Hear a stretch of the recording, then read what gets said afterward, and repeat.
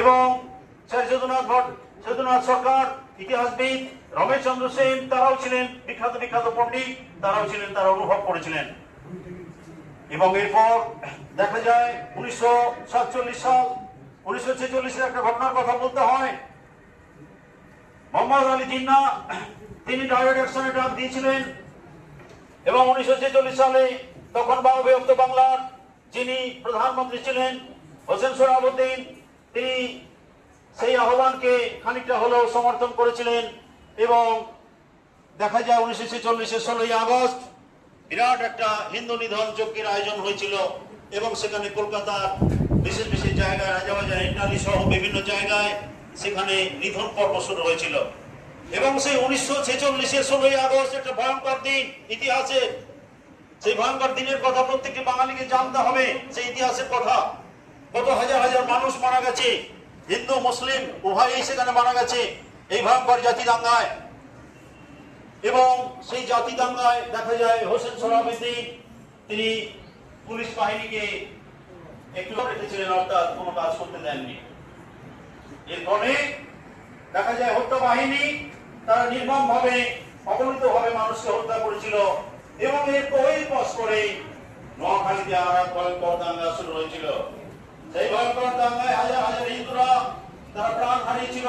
মহাত্মা গান্ধী সেখানে চলে এসেছিলেন এবং এই দাবিগুলি প্রমাণ করে দেয় যে অবিভক্ত বাংলা যদি হয়ে যায় তাহলে এই বিরাট সংখ্যক হিন্দু তারা বাঙালিরা তাদের অস্তিত্বের সংকট হয়ে যেতে পারে।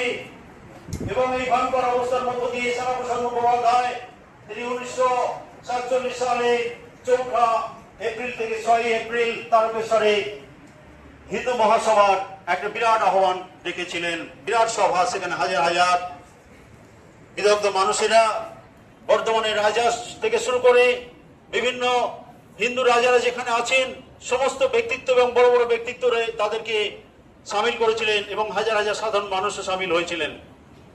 এবং সেই সভা থেকে শ্যামাপ্রসাদ মুখার্জি 6 এপ্রিল তিনি দাবি তুলেছিলেন যে এই যে 45 কি 46% হিন্দুরা তারা যে এই বাংলাতে বসবাস করছে, অবিভক্ত বাংলা যদি হয়ে যায় তাহলে পরবর্তীকালে সেটি পাকিস্তানের অন্তর্গত হয়ে যেতে পারে, হয়ে যাবে।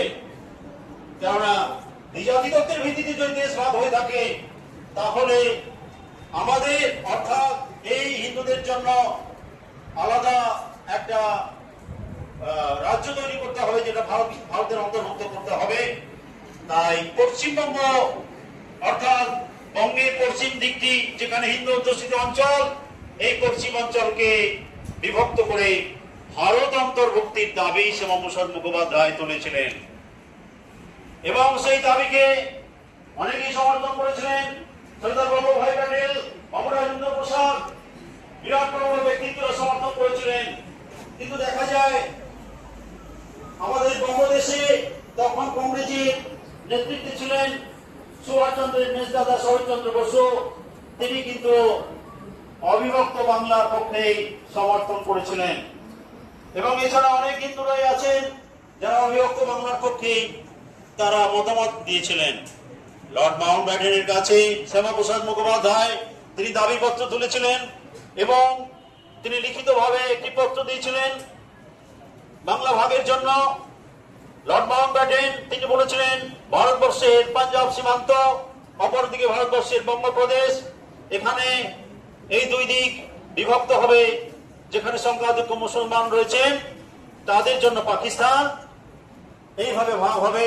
তবে এই ভাগাভাগির ব্যাপারটা এই দুই প্রদেশের যে বিধানসভা রয়েছে, বিধান পরিষদ রয়েছে, সেই বিধান পরিষদে মোটামুটি বা মতামতের উপরে সেটি কিন্তু সিদ্ধান্ত গৃহীত হবে, এই কথাই তিনি বলেছিলেন। লর্ড মাউন্টব্যাটেনের প্রস্তাবকে সম্মান জানিয়ে দেখা যায় যে 1947 সালে যে 20 জুন এই তারিখে একটি ভোটাভুটি হয়েছিল এবং সেই ভোটাভুটির মধ্য দিয়ে 3 ভাবে ভোট হয়েছিল। প্রথম হয়েছিল দেখা যায় যে 250 জন যে বিধান পরিষদের যে সদস্য তাদের মধ্যে ভোটাভুটি হয়েছিল, 116 এবং 90 ভোট হয়েছিল। এবং এর ফলে দেখা যায় এইভাবে ভোটাভুটির সিদ্ধান্ত হতে পারে না। তাই গণভোটের মধ্য দিয়ে হবে এটাও সিদ্ধান্ত হয়েছিল।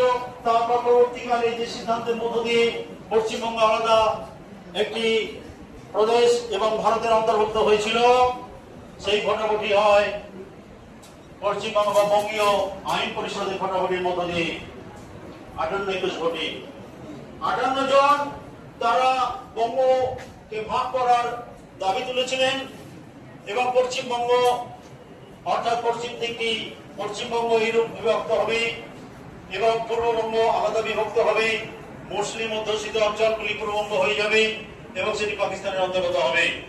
এইভাবে ভোটাভুটি হয়।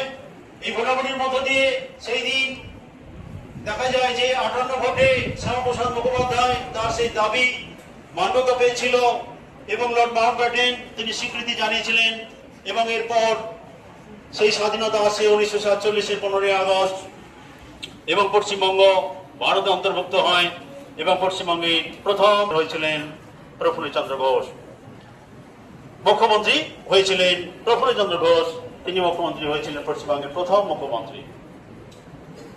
ইংরাজ তারা যে ভারতবর্ষের স্বাধীনতা প্রত্যাখ্যান করেছিল, ব্রিটিশ আইনসভায় যে আইন পাস হয়েছিল তা দুটি ডমিনেন্টের প্রস্তাব হয়েছিল, এই দুটি ডমিনেন্ট হবে ভারত অপরদিকে পাকিস্তান এবং এই দুটি ডমিনেন্ট তার প্রধান থাকবেন লর্ড মাউন্টব্যাটেন।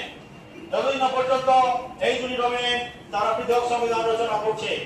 তাই 1950 সালে 26 জানুয়ারি ভারত তার স্বাধীনতার যে সংবিধান সেই সংবিধান কার্যকরী হয় এবং এই দিনের পর থেকে লর্ড মাউন্টব্যাটেন তার ভারতের সর্বোচ্চ পদ থেকে তার ক্ষমতা চ্যুত হন।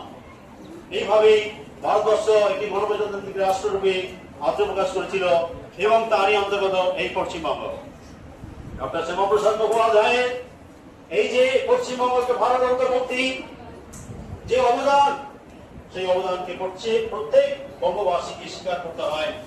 অনেকে বিস্মিত আছেন, অনেকে বলেন শ্যামাপ্রসাদ মুখোপাধ্যায় সাম্প্রদায়িক, কিন্তু আমি তাদেরকে বলতে চাই শ্যামাপ্রসাদ মুখোপাধ্যায় যদি সাম্প্রদায়িক হতেন তাহলে সেদিন নজরুল ইসলাম তিনি তদানীন্তন বাংলার অবিভক্ত বাংলার যে মুখ্যমন্ত্রী তার কাছে প্রধানমন্ত্রীর কাছে গিয়েছিলেন সাহায্যের জন্য এবং ফজলুল হক তিনি তা প্রত্যাখ্যান করেছিলেন।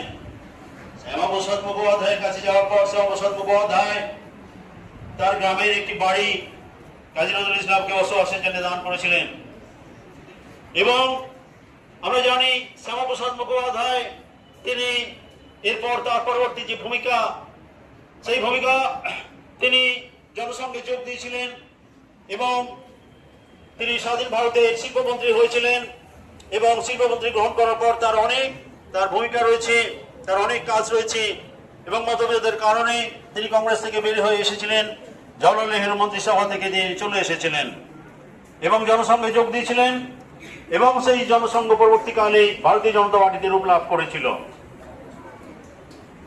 ডক্টর শ্যামাপ্রসাদ মুখোপাধ্যায়ের যে অবদান, সেই আরেকটি অবদানের কথা না বললেই নয়। তিনি 1953 সালে দেখা যায় যে 10ই মে তিনি একটি যুগান্তকারী ঘটনা সৃষ্টি করেছিলেন।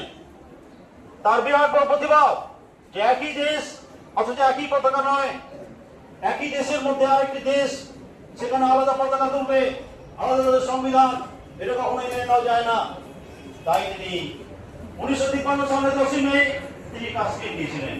যে কাশ্মীর যাওয়ার ক্ষেত্রে আলাদা পারমিট দরকার হয়, শ্যামাপ্রসাদ মুখোপাধ্যায় মাত্র 52 বছর বয়স তখন তিনি বলেছিলেন একই দেশের আবার কিসের পারমিট, একই দেশের জন্য আলাদা কোনো পারমিট দরকার হয় না। তিনি সকলের বাধাকে অগ্রাহ্য করে তিনি সেদিন কাশ্মীরে গিয়েছিলেন। শিয়ালকোটে যাওয়ার পর আমাদের তখন জওহরলাল নেহেরু প্রধানমন্ত্রী ছিলেন, অনেকেই বলেন তারই নির্দেশে হয়তো তাকে সেই শিয়ালকোট থেকে তাকে গ্রেফতার করা হয় এবং এরপর তাকে কারারুদ্ধ করা হয় এবং তারপর দেখা যায় তার যে কেমন ভাবে মৃত্যু হয়েছে, মৃত্যুটা একটা ভয়ঙ্কর রহস্যজনক হয়েছে এবং 1953 সালে তারই মৃত্যু হয় এবং এই 6 জুলাই তার মৃত্যু হয়েছিল 1953 সালে এবং তার সেই মৃত্যু অত্যন্ত রহস্যজনক। তার মাতা যোগমায়া দেবী তিনি প্রধানমন্ত্রীকে পত্র লিখেছিলেন যে আমার পুত্রের মৃত্যু কিভাবে হয়েছে তার তদন্ত হোক, কিন্তু আজও কোনো তদন্ত কমিটি গঠিত হয়নি। এই যে শ্যামাপ্রসাদ মুখোপাধ্যায়ের যে তার যে ভূমিকা, তার যে ব্যক্তিত্ব, সেই ব্যক্তিত্বকে আজকে আমরা স্মরণ করব। এখন আমি দীর্ঘ আলোচনা শেষ করতে চাই। যদি কেউ আলোচনা অংশগ্রহণ করতে চান, হ্যাঁ, ছাত্রছাত্রীর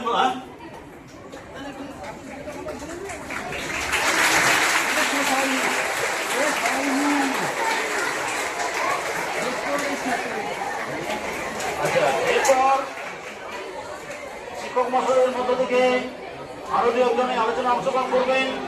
আছে, তোমরা একটু খেয়াল করবে যে ইতিহাসের বিভিন্ন